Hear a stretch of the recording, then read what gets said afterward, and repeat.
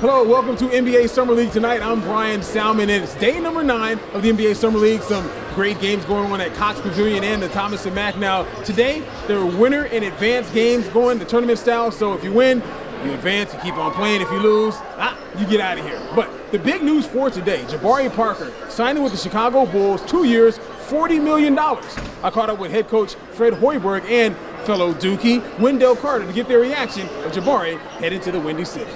Yeah, we're really excited with the news of Jabari signing. He's a young, athletic player with a very unique skill set, with his ability to play all over the floor. First and foremost, his ability to get up and down the court and transition.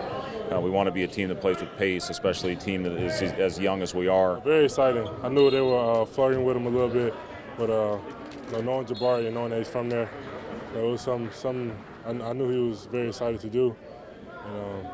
Now that he's a part of the team, I'm just excited.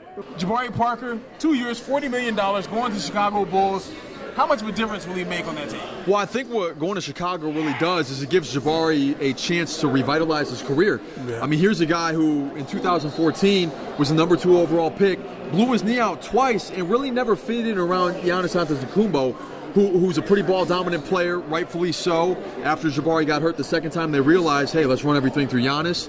And they weren't going to match that offer anyway. So he goes to be part of a young core in Chicago. It's a low-risk deal for both parties, and he's going to get a chance to show that he can score at a high level in the NBA. All right, and he'll get a chance to play with fellow Dookie Wendell Carter, whom a lot of people think that he may be the best rookie in the NBA Summer League. A lot of people name Sam Gordon. Yeah, I'm definitely one of those people, at least for sure out of the post players, right? So Wendell Carter was one of the highest recruited big men coming out of the 2017 high school class.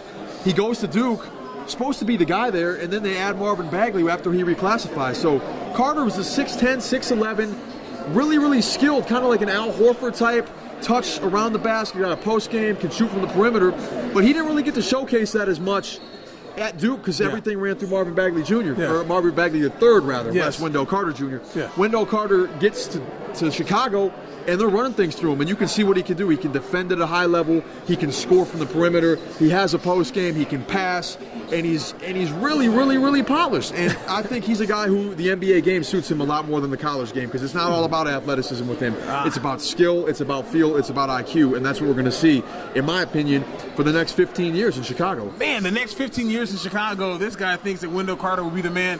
I actually think he'll be a good player as well. I caught up with Wendell Carter after the game, and here's what he had to say about trying to show out here at the Summer League in a league with a bunch of stars in the rookie class. Yeah. It's definitely something I want to show people that I'm a player. I'm just not out here just to run around.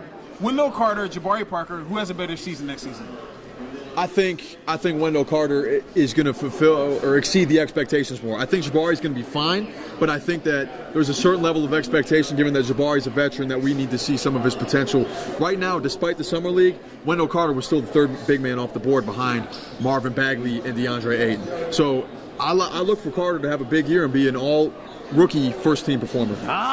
This guy is an all-first-team performer for Review Journal Sports. I appreciate that, Brian. Sam Gordon, sports reporter. Thanks for coming out. Thanks for having me. Well, one could argue that Collin Sexton is actually the best rookie here at the NBA Summer League. Let's welcome in sports reporter Mark Anderson. You had a chance to watch Sexton today. He played, his team, they won in advance. He had a very good game, I guess. What are your thoughts on him being one of the best rookies out here?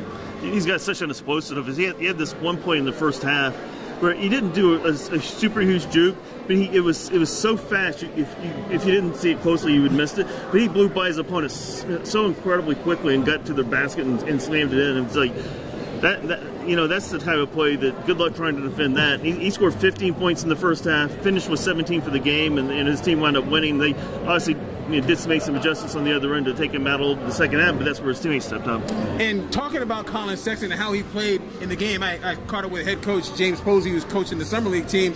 Here's what Sexton and Posey had to say about how Sexton's been playing in the NBA Summer League. I feel like when we're out there, we gotta try to win. That's the biggest thing.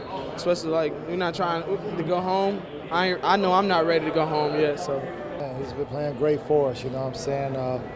Just his pace he's playing with, the decisions that he's making, has just been doing a good job for us, and he's continuing to get better each game. Mark Anderson, sports reporter at the Review Journal. Catch his work at reviewjournal.com. Thank you very much. Thank you, Brian. All right, time now to welcome in Gilbert Manzano, sports reporter at the Review Journal. And I got a chance to interview Isaiah Thomas, one of my favorite players of all time. One of the best moments that I've had in the NBA Summer League so far. I guess, what are some of the best moments that you've had or seen here at the Summer League?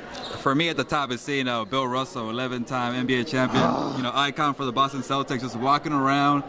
When he got up from his chair on courtside, when I think he was watching the Kings play at Thomas and Mack, it felt like it was greatness walking around. And it was. And he was walking very slow, so it was better for me because I had to watch him a little longer. So to see Bill Russell around being active was really fun. And then later, I found out he gave Vince Carter the middle finger, so he's still being very funny. Yeah, he's still being very funny. He just did that like a week ago beforehand. Charles Barkley, right? Yeah, exactly. Now, what about some of the best moments on the court? Because there's been some pretty good plays, some guys that really shown out.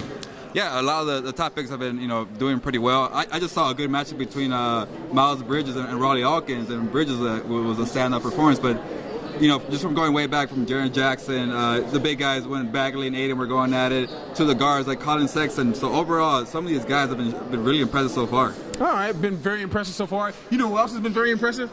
Bryan Salmond. No, never me. Gilbert Manzano, sports reporter at the Review Journal. If you want to read up on some of the best moments of the Summer League, go to reviewjournal.com. Well, folks, that will wrap it up for day number 9 of the NBA Summer League. I'd like to thank all of my guests, of course, Mark Anderson, Sam Gordon, and, of course, Gilbert Manzano. I'm Bryan Salmond for NBA Summer League Tonight. We'll see you next time.